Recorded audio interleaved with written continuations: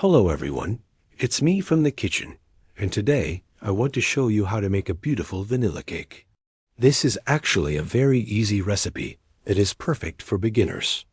You'll be able to impress your family and friends with this one.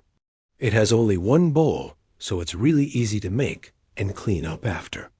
This recipe is for an 8-inch round cake, but if you want to make a 9-inch round cake or a square cake, you can find the measurements for that in the description below. And this recipe will make 2 8-inch round cakes, one to enjoy now and one to freeze for later. Let's get started. I have all of my ingredients and equipment ready to go before I start mixing to make sure I don't forget anything. Here are my ingredients, and here is my equipment. Now let's get started. The first thing we're going to do is preheat our oven to 350 degrees Fahrenheit or 175 degrees Celsius. Then we're going to grease and flour our pans.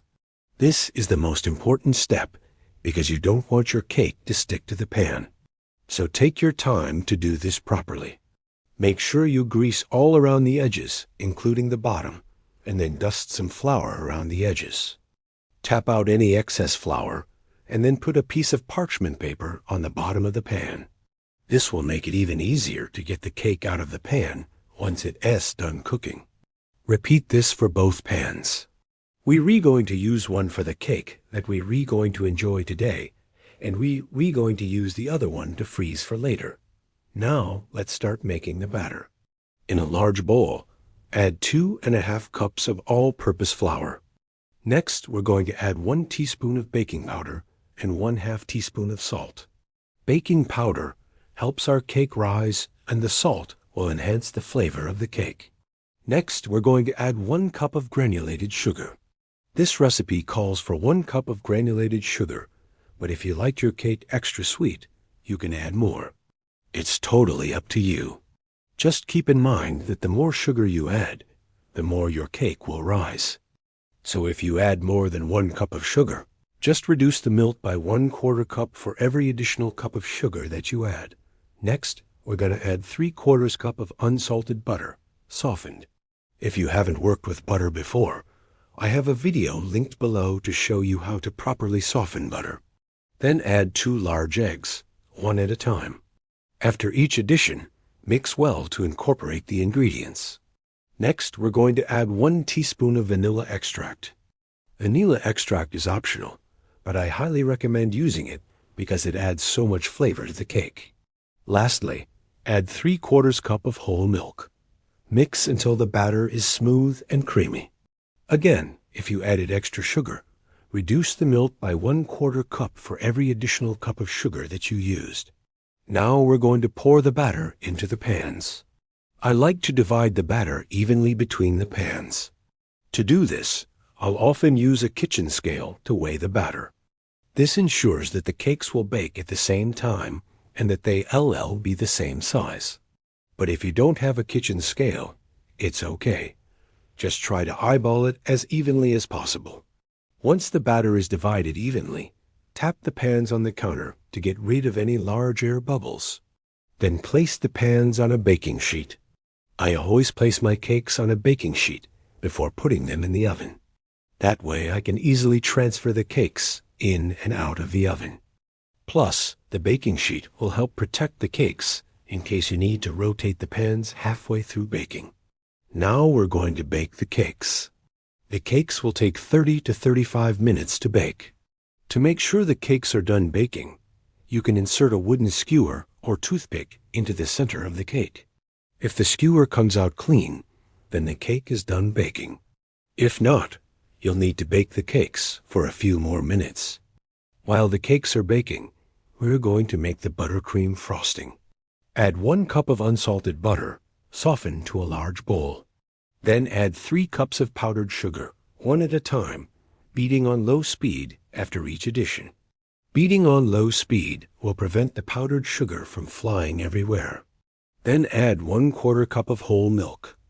Milk will be added all at once. Next, add 1 teaspoon of vanilla extract. Finally, add a pinch of salt. Then increase the speed to medium and beat the frosting until it's light and fluffy. If the frosting seems too stiff, add more milk, 1 tablespoon at a time. If the frosting seems too thin, add more powdered sugar, 1/2 cup at a time. Once the frosting is the right consistency, you can refrigerate it while you finish working with the cakes.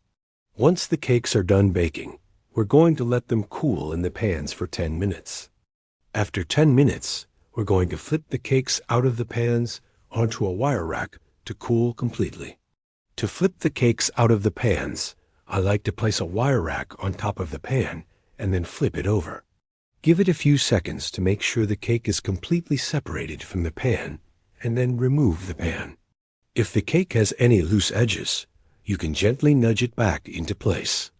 Place the cakes on a wire rack and let them cool completely before frosting. We're going to frost the cooled cakes with the buttercream frosting that we made earlier. I like to use a spatula to spread the frosting evenly on top of the cake. Make sure to get all the way to the edges of the cake so the cake doesn't fall apart when you slice it. Then you can add more frosting on top of the cake. You can use a piping bag or just a spoon to add the extra frosting. Here is the beautiful vanilla cake that we've been working on. It's perfect just the way it is, but you can always add fresh berries or toasted nuts for extra flavor and texture. You can also tint the frosting any color that you'd like. I have a video linked below that will show you how to properly tint your frosting. Now we're going to wrap the cakes to store. The cake that we're going to enjoy today can be stored at room temperature. To store the cake that we're going to freeze, I like to use plastic wrap, but you can use any type of food storage container that you'd like. For best results, make sure the cake is completely cool before wrapping. To wrap the cake, place 1 piece of plastic wrap over the cake and then roll it up. Store the wrapped cake in the freezer for up to 3 months. To defrost, simply unwrap the cake and allow it to defrost in the refrigerator overnight. And now the moment we've been waiting for.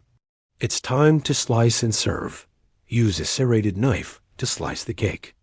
A serrated knife will prevent the cake from sticking to the knife.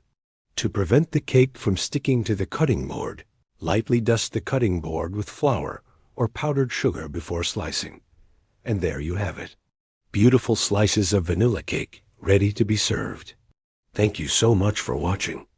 If you enjoyed this video, please give it a thumbs up. If you're new here and you love to bake, consider following because I post new videos every week. And as always, stay sweet.